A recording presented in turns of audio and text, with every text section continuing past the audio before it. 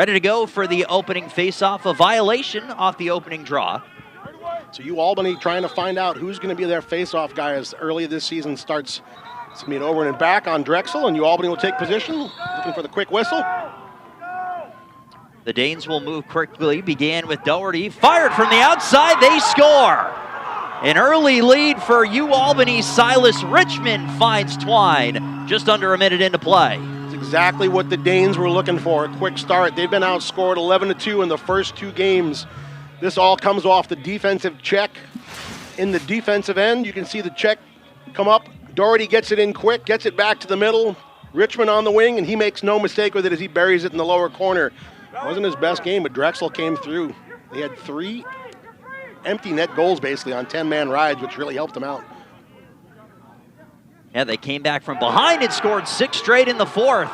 And they've evened the score here in the first quarter. Max Semple over the stick of Smith and through when we're even at 1. Nice little finish there by Max Semple. Defense, and this team takes on that mentality. They're always physical, they're always tough. So we'll see that, I'm sure. It's been the last couple of years, it's always been that way. We'll get into the matchup history a bit later on, but these teams have played each other every season since 2002. Was looking for the moment for a shooting lane, chose to pass instead. Up top, fired there by Doherty. No backup by Albany there. Doherty had a shot, but nobody was back at X, so McGill's able to get closest to the end line. Drexel will pick this up and start it upfield. Drew McGill had 11 games last season with 10 or more saves, including one where he made 17 last year against UAlbany. Turned over the other way with speed. Sent for the trailer, fired, and they score! Brendan O'Keefe wires it through. And Scott's mentality, when he talked to him about him pregame, he's like talking about, hey, everybody gets their first couple of shifts, earn your next one, go out there, do something great, I'll put you back out there. So that's one of the big things, get a chance to get in there. Right to the middle. Speaking of getting right in there, they score.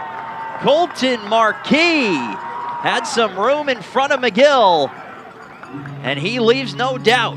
Danes by 2. Marquis picks up his second goal as a Dane. The Hopkins transfer. Some nice little stick work inside here as this ball works cross crease here. You'll see Wimmer feed it through. Little toe drag by Marquis. Gets to the middle of the field, increases an angle, finds the back of the net. 3-1 Danes. More defensive pressure coming as Connor Hooley was trying to find some room. He found it back. Set up top, fired off the turf, and a save made by Smith. Whit Crawford kept it moving. Feeling the pressure was Jack Porter, who had positioned himself at the X. Here's Crawford falling and shooting. Save made by Smith, and the rebound was put high. It was a jump ball on the rebound after Brady Smith made the initial save. A nice one. You can see them showing, they're hedging out, they're recovering well. Much better defense as opposed to what we saw versus Colgate in the opener. Well, the Danes gave up 19 and then 14 goals in their first 2, as that one would not go. Rebound up top, and that's blocked. I think that first shot caught the pipe. I think it just got by. Want to lock down right here. Don't give anything up. Near side, Hooley defended well. Able to make the pass. Work back behind the net. 1 second in front. They score. Oh, that's a backbreaker right there, right as the clock's about to expire. Whit Crawford found the soft spot in the defense right at the end of the quarter with 0.1 seconds remaining. This ball gets to the wing, gets under, he gets it back to X, and then just able to get it to the wing in time. Right here for the quick shot. Able to get it to the upper left-hand corner, opposite stick side on Brady Smith. It's one of those things you hate. You win it, lose the ground ball as soon as you scoop it. Gives the turnover to the other team. Great Danes have committed 6 turnovers, the Dragons with 5. UAlbany's also caused 2 turnovers to 1 for the Dragons. Save made by Smith. And he starts transition back the other way with the outlet feed successful. That one lands with Cade Galco. Smith looks really comfortable in goal. Shot from up top, they score! Jack Haddon with a bullet. Jack Haddon. Long pole on the offensive end of the field off the quick transition from Brady Smith. Down low. He winds and fires. That's a bomb. That's his first goal. Nice job. Folks, at halftime, we'll be joined up here in the broadcast booth by the head coach of the UAlbany women's lacrosse team, Katie Thompson. Much to discuss with her group as they play their 4th game of the season tomorrow here in Albany, and Daniel Kessle found some space in front of the cage. 5-2, Great Danes. Kess with a great individual effort to get to the middle of the field, exploiting the matchup. Loves to come from the wing dodge. He comes from the wing, gets underneath, gets to the middle with one hand on the stick versus the pole. Watch him get underneath. He's quick, he's cagey. One hand scoop shot right off hip. I'm sure Dan's here watching the game as well. Oh, he's a junior. Or maybe a junior. We'd have to learn the middle names. That one's fired and they score. Gavin Kelly up and over Brady Smith and in. A lot of steam on that shot, and Drexel cuts into the lead. Gavin Kelly looking like Drogon on the wing, breathing some fire. Top shelf. Calls Dracaris as he torches that corner. Opposite stick side on Brady Smith to pull the Dragons within 2 goals here. Yeah, Giselle's a very scrappy player. He's only 5'6", 160 out of Mastic, New York. But he's super scrappy, super tough. You'll see him battle every time out there. Nice save by Brady Smith as he was all over that low shot, got down low. Brady Smith looks great in the clearing game right now as UAlbany's getting transition big time. Jack Joyner who got the shot picked up by Richmond. He'll dodge his way to the front and he scores! Silas Richmond, how do you do? He makes something out of what looked to be a bit of a broken play. Transition started with the netminder, Mike, and it leads to a goal for Silas Richmond. Yeah, the transition started there. Great face dodge by Silas Richmond just to get past the defender. Says, smell you later, and he deposits that ball straight up, off hip, right into the lower corner over there. Drexel trailed for a good majority before they ultimately went on a 6-0 run in the final 10 minutes or so of that 4th quarter. So the defense has been limiting shots, but if they've been getting on goal, they've been going in, and that one's through. A chance and a goal for Max Semple. He has a pair in this one, and it's a 2-goal game again. Semple shows you his finishing ability right here as he gets underneath the D, and he absolutely buries this ball right in the corner. Let's watch on this replay here as this ball gets moved to the middle. He gives a little toe drag to get underneath. Nice move on the inside to dodge his defender, and he puts that ball topside right there.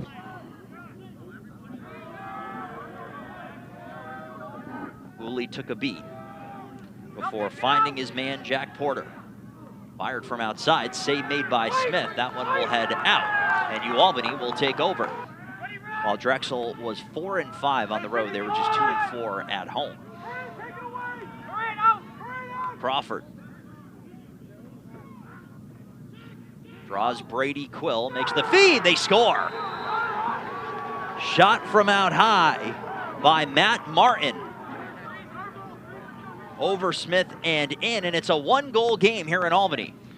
That's just a little backdoor move on the wing. You'll see him just get loose from his defender, saw the back of his helmet, took off to the cage to be able to get that feed. Had a step on him. He's able to deposit that ball in the back of the net. Near side here is O'Keefe. Scored his first career goal back in the 1st quarter. Kesselring with one hand on his stick. Takes it to the middle, save made by McGill. I believe that's McGill's first save. 13 to shoot here for UAlbany. You want to lock this down. Don't give up anything like they did just before the end of the 1st quarter here. You got 10 seconds here. Just lock this down. Don't give up a big shot. Hooley looking to turn the corner. Centering pass towards Tullio, and he scores. Alec Tullio knifing through the middle. Catch and shoot in a matter of moments, and we are even at 6. It's way too easy there for Tullio with 10 seconds left to go on the shot clock there. UAlbany's got to be communicating. Can't give up a look that easy from that spot right there in that situation, as Tullio's able to get free big time. No one around him. That's always a big game versus Stony Brook when Stony Brook and UAlbany get together. Former America East rivals. Should be a good one. Danes are looking for their first win of the season, as is Scott Marr's group. That shot from the far side was handled by Smith. Albany looking for their first man-up goal here this season, and with 5 of their top 6-point scorers returning, as Mike mentioned, should be able to generate some looks. They'll try to. Watch for Amos Whitcomb here on the crease. Sent in front, they score! Efficiency on the man up for the Great Danes leads to a goal for Will Hardy, and the lead belongs to UAlbany 21 seconds into the second half. Will Hardy picks up his second goal this season as he gets loose underneath as the open set sneaks off from behind X, able to take the feed, cross crease, nice look there. Really, when conference play came around, that was when the team started to shine and come together, and a young group, but a very talented group last year, and the same could be said this year. Yeah, and that's a staple for Scott Maher's teams. He always plays one of the toughest. Kesselring scores! Kess gets underneath, uses that speed. Speaking of tough. Yeah. Daniel Kesselring gets underneath there. Really nice, quick first step. You'll see him put this ball right inside the pipe, then runs into a defender behind. You can see that first step just explodes. Nice job there by Kesselring. Albany gets their bodies on the field as Jackson Palem comes in, gets a step on his defender. There is Palem, works it back where it came from to Kesselring. Fired, they score! Alex Pfeiffer. Quickly worked around the top of the perimeter by the Great Danes, and Pfeiffer. On the offensive side, it's Caden Zadell, the sophomore attackman. Zadell got it started, and it's kept moving by Matt Martin. Zadell right in front, save made by Smith. On the point-blank chances, Max Semple was bidding for the hat trick. Pfeiffer looked for a moment like he was going to go right to the net, but didn't quite have the lane he was looking for. He's got the pole as well. You want to try to find the matchup. You've got your pole, your short sticks out here. See who's got the shorty. Kesselring in, and he scores! Get your hat. Kesselring with the hattie. He's showing his quickness, and he's showing how he can get underneath the defender despite being up against the long pole on all 3 of these goals. Kess is just too quick. Watch him bait, throws it, gets underneath it, finish. Nice job by Danny Kesselring to pick up his 3rd on the day. Toss those chapeaus for Daniel Kesselring. Goals number 2, 3, and 4. And because of the face-off violation against Hall, the one prior, it was CJ Schwartz taking it, and it's won by Drexel. Quick ball movement, and they score. Just moments after the face-off, tick, tack, and goal, and Max Semple completes his hat trick and makes it a 3-goal game once again. Tit for tat right there as the hat tricks back-to-back. Nice ball movement right there. Neeson just a little late in getting to Semple right there. Making the most of his situation, like Scott talked about, you know, giving you a run, earn your next one. Well, this isn't exactly a hot take, Mike, but that is one of the many benefits of not just the non-conference schedule, but also the tough non-conference schedule. Goodness gracious, Silas Richmond, defender in front of him, no matter, off the back foot and in, and it's 11-7. Silas showing off the right hand here and showing off the flamethrower. As we watch this replay, we'll see some nifty stiff work by Silas. He's got the shorty.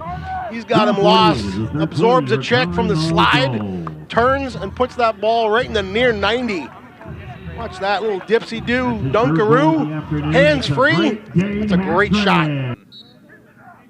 Earlier on in the season, which, hey, if you're not able to score quite as much, why not distribute? And he's capable of doing that as well. That was in the opener against Colgate. Good ball movement there by UAlbany, controlling the clear for the easy look. Working his way in front, they score! Connor Finger, an incredible individual effort to spin and fire, and it's 12-7. Connor Finger, the D-Midi, love to see him getting a goal. He battled back through injury all of last year. Great to see him out there, one of the best D-Middies that UAlbany has out here. And that was a product of just what happened off the clear. Great ball movement, got the ball down the field, got it into Finger inside. As much of a hold on the position as UAlbany had with Reagan Enders last year, but still a significant factor in that department. So both teams are kind of working through how they're going to approach that position moving forward. Save made by Smith on the chance from Jack Joyner. Smith, par for the course, gets it upfield right away. Love seeing that hole in the middle. UAlbany moving it quickly, fired low this time around. And a save made by the netminder Brendan Donnelly.